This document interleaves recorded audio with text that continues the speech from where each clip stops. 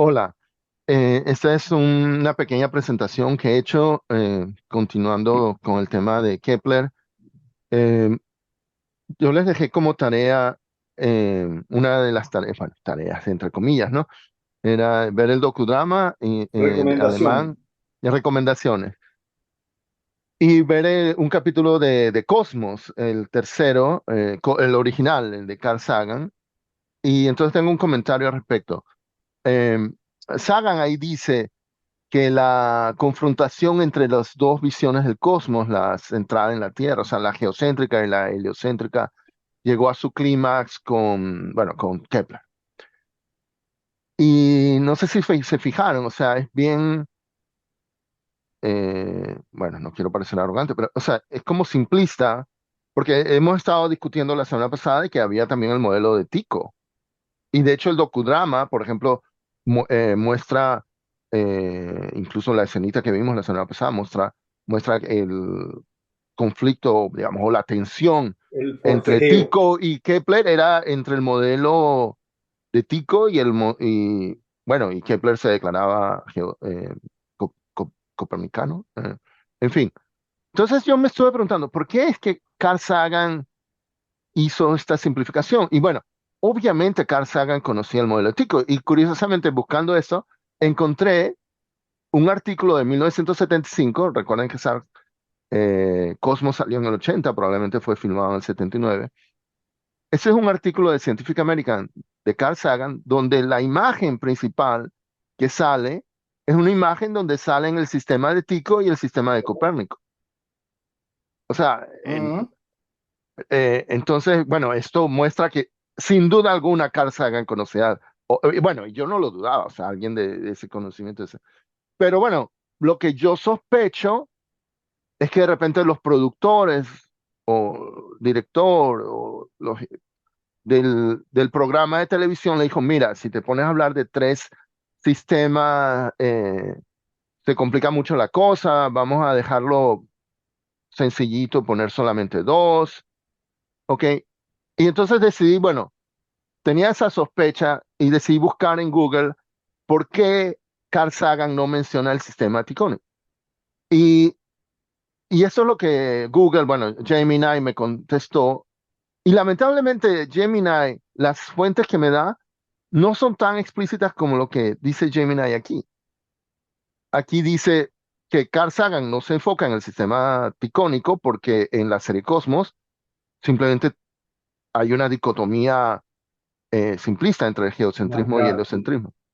Y dice, bueno, quieren simplificar la narrativa, o sea, quería hacer algo sencillo. Bueno, y yo sospecho, o sea, no he podido confirmarlo, pero yo me imagino entre los productores de ese programa, porque ese programa era para el público en general, no era algo para, digamos, unas clases de universidad o algo así, ¿no?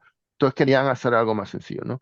Y bueno, y la otra narrativa, digamos, sencilla es como Carl Sagan en ese programa enfatizó mucho el conflicto ciencia-religión. Bueno, que ya hablaremos de esto de Galileo y la Iglesia Católica cuando entremos en Galileo después, eh,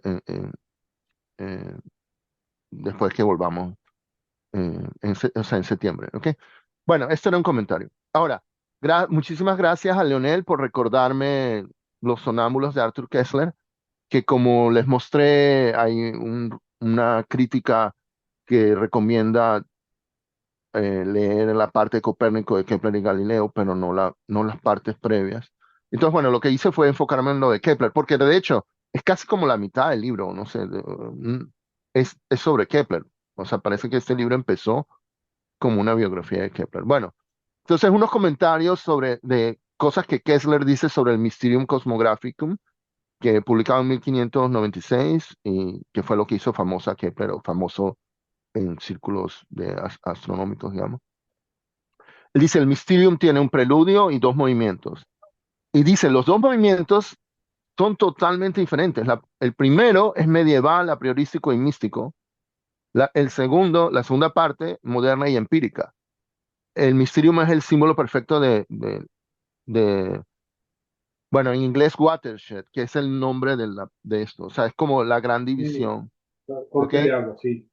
Y, y entonces dice, o sea, en la primera parte es donde Kepler anuncia este modelo, ¿ok?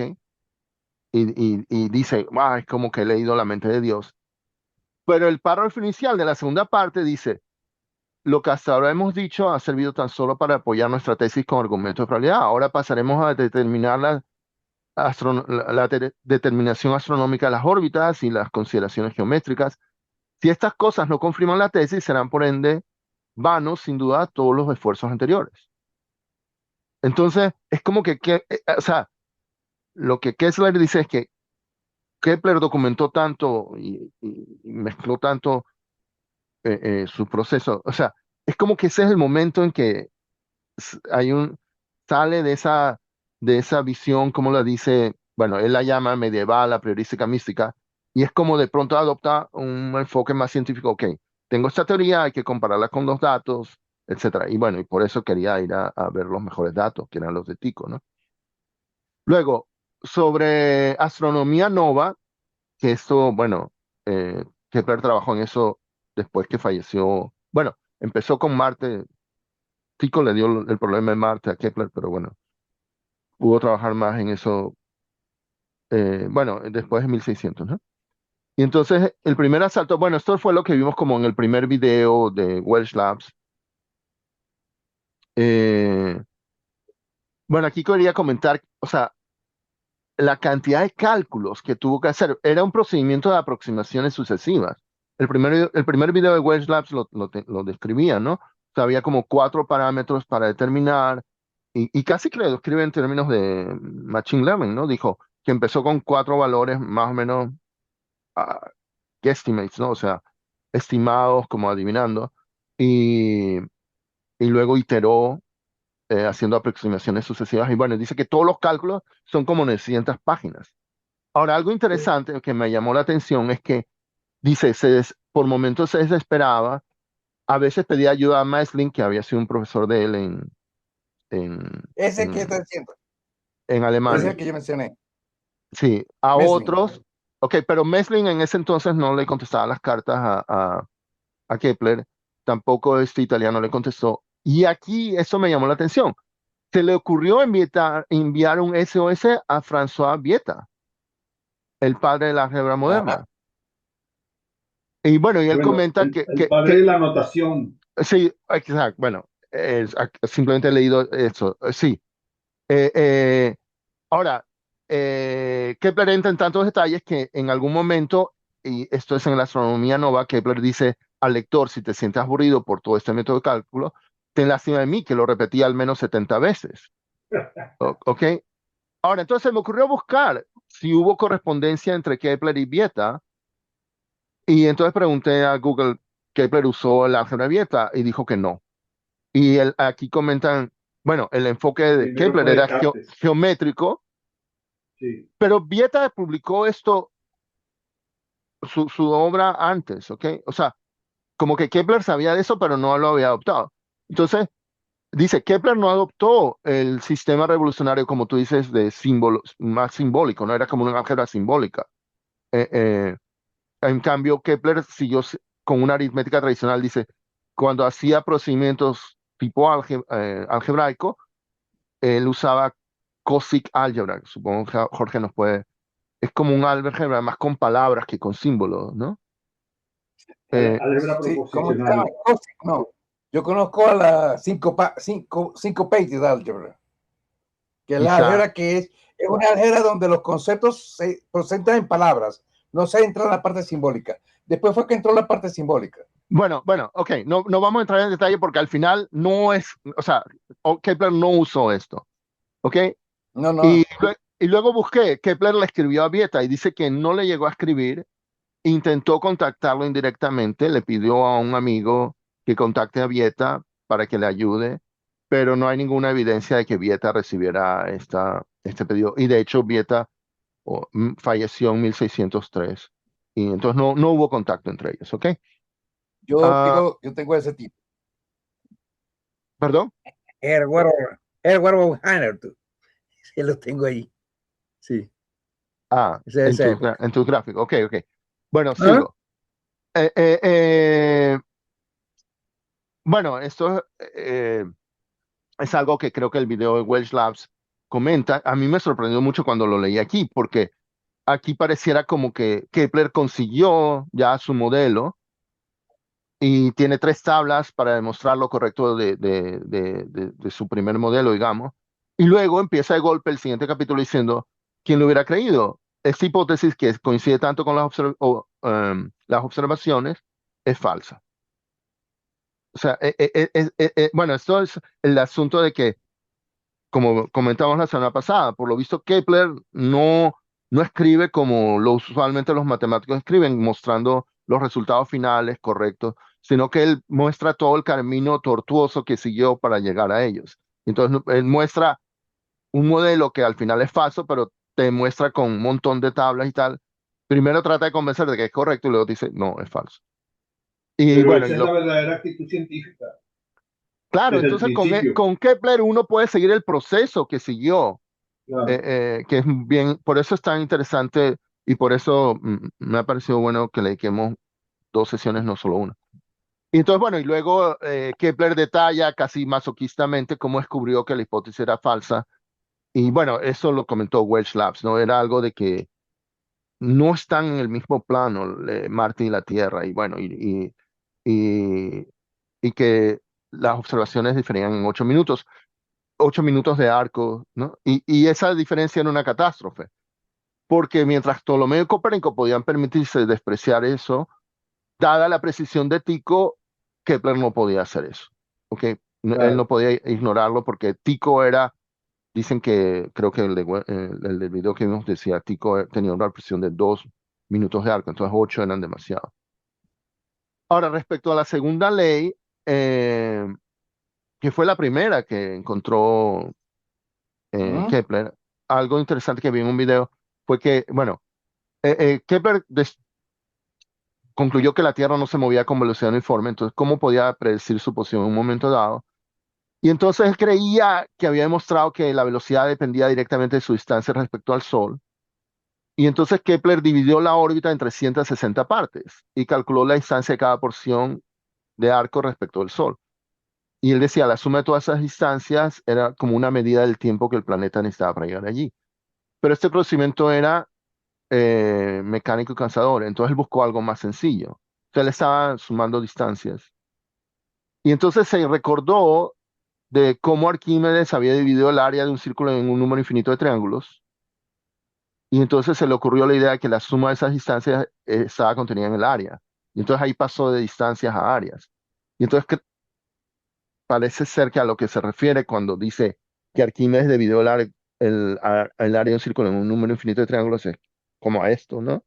Entonces yo Pero nunca había visto como una relación entre esto que hizo Arquímedes, o dicen que hizo Arquímedes, Eudoxo, no lo tengo tan claro, o y esto, que lo hizo Kepler, ¿ok? O sea, Kepler se inspiró en esto para hacer esto.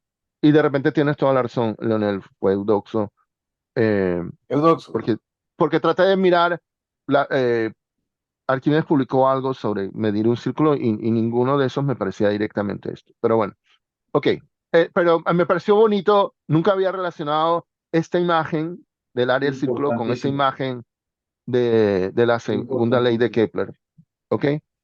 Y bueno, volviendo a lo que Kessler dice al respecto, bueno, este es el gráfico que pone, y Kepler llegó a la conclusión de que la área cubierta por las líneas que unen un planeta es una medida del tiempo que necesitaba el planeta para pasar de A a B, y que la línea barre áreas iguales en tiempos iguales.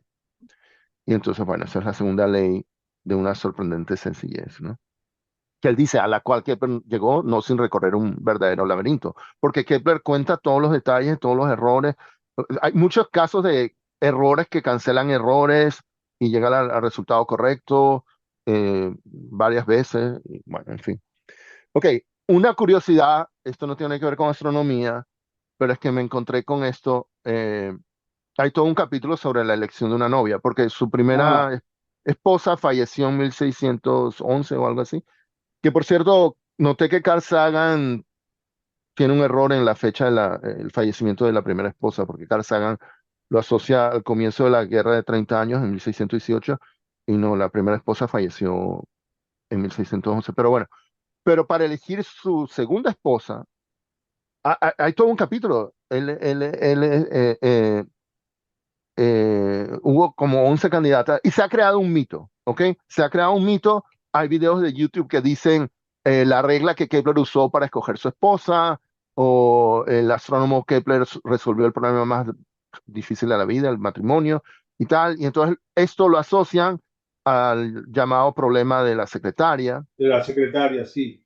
que, bueno, La pero, elección de una secretaria, sí. pero la definición del problema aquí es que tú vas entrevistando uno por uno y lo importante, después de cada entrevista hay que decir si contratamos o no. Y si decimos que no, perdemos esa oportunidad para siempre. Entonces Claro. aquí lo que muestran es que si escoges muy temprano y contratas en este caso a la cuarta candidata, eh, podría haber otra mejor más adelante. Y si entrevistas a todas, pues bueno, te vas a tener que quedar con la última, que no es necesariamente la óptima. Y entonces, bueno, el problema es como a cuántas hay que entrevistar y de ahí sale lo del 37%, bueno, en fin. Pero esto no Sí. tiene nada que ver con lo que hizo Kepler.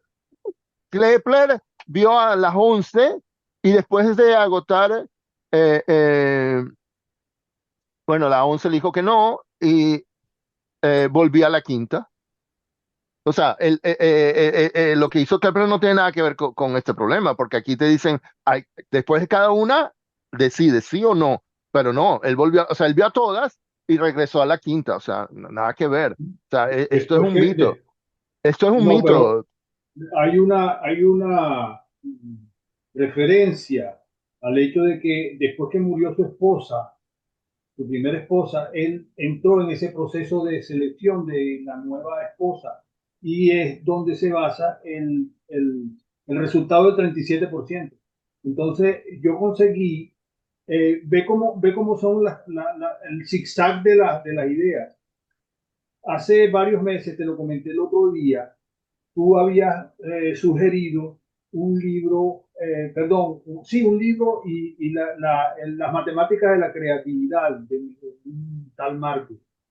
Ujú. Yo lo dejé y en un momento reapareció, vi que el libro era interesante y entonces Amazon, cuando compré ese libro, me sugirió que comprara este de la experiencia, la máquina de la experiencia, que es cómo funciona el cerebro, y allí mencionan el caso del 37% y de la elección y hacen mención de Kepler, eligiendo a su esposa, a su Pero bueno, lo que he segunda visto esposa. sobre quién resolvió lo de la secretaria no fue Kepler, o sea, fue No, no otra fue gente Kepler, más bien en él no siglo lo XX. resolvió, sino que él fue un protagonista del proceso en el caso de su esposa. Bueno, o sea, Ahora, en el caso, yo veo como que hay un precursor, pero muy, muy, o sea, es curioso que él documentó que vio a 11 candidatas y hay documentos sus opiniones al respecto y tal, pero bueno, pero él volvió a la quinta, o sea, sí, él hizo trampa.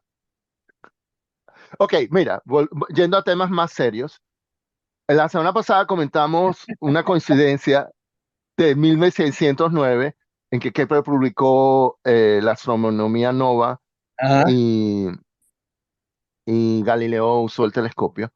Bueno, ahora vimos el que en mismo año. 1600 William Gilbert, bueno, aquí Ajá. el pública no debería estar ok, pero bueno, es sobre el gran imán de la Tierra y es obvio, aunque los videos no lo mencionan, que, bueno, es obvio, o sea, es que solamente he conseguido el PDF en latín, ¿ok? El libro, una traducción en inglés, está disponible para comprar, pero en físico. Y por lo que veo, o sea, es enorme, ¿ok? Y no, tampoco es que tenga tanto tiempo y es carísimo. Pero lo he conseguido en latín, el PDF, y aquí está, en el índice. Bueno, esto es a raíz de que la semana pasada estábamos debatiendo si en su libro de óptica Kepler conocía al Alhazen y después de la reunión encontré una copia del libro y encontré que en el índice citaba al Alhazen. Bueno, se me ocurrió lo mismo. Aquí está. Y bueno, creo que ese es el nombre en latín de William Gilbert, ¿no? Sí. And, ah, Entonces, y bueno, o sea, se inspiró en William Gilbert para pensar que era el magnetismo, la fuerza, ¿ok? Otra coincidencia, bueno, esta es una menor, es que hay una supernova llamada, que la llaman no, Tycho supernova, ¿ok? La de 1572, que vimos cuando vimos videos de Tycho que él observó y que mostró que estaba tan lejos como las otras estrellas, y entonces que era un desafío a la idea de Aristóteles de que el cielo no cambiaba, ¿no? Ahora, la siguiente supernova fue la de 1604, que Kepler observó, y esa, bueno, parece que es aún más llamada, a esta le llaman SN 500, o sea, supernova 1572, a esta la llaman Kepler supernova, ¿ok? Pero me parece bien curioso que desde ese entonces no ha habido ninguna otra en la Vía Láctea que se pueda observar así a simple vista. Eh, entonces me parece muy curioso que ellos tuvieron suerte. La coincidencia que digo es que ellos dos vivieron en una época en que hubo supernovas y han pasado 400 años y no ha habido más. Me parece curioso. Bueno, ya comentamos esta coincidencia en que vivieron al mismo tiempo Viete y Kepler, Kepler. ¿ok? Pero Kepler no aprovechó esto. Supongo que esto le hubiera ayudado a acelerar. O sea, no me imagino sacar todas esas cuentas de manera geométrica, ¿no? Ahora, hay una coincidencia y esta es mucho menos mencionada, o sea, casi nunca se menciona y ahora les voy a mostrar un video al respecto. ¿Qué es esto? Que en 1614 Napier publicó su Primera descripción tabla de logaritmo. de logaritmos. Sí, sí. Ahora, él tenía un argumento geométrico al respecto y algunos matemáticos como Maestlin no confiaban en eso. Y aquí dice que Kepler dio la primera prueba de cómo funcionan los logaritmos. Y eso casi, o sea, yo Es no lo he visto. importantísimo. Y bueno, y aquí está, dice que en 1624, bueno, esto es en esta website History of Information, que Kepler publicó una, un- unas tablas de logaritmos con un nuevo procedimiento geométrico, de nuevo, ¿no? Diferente a como Napier y Briggs lo hicieron.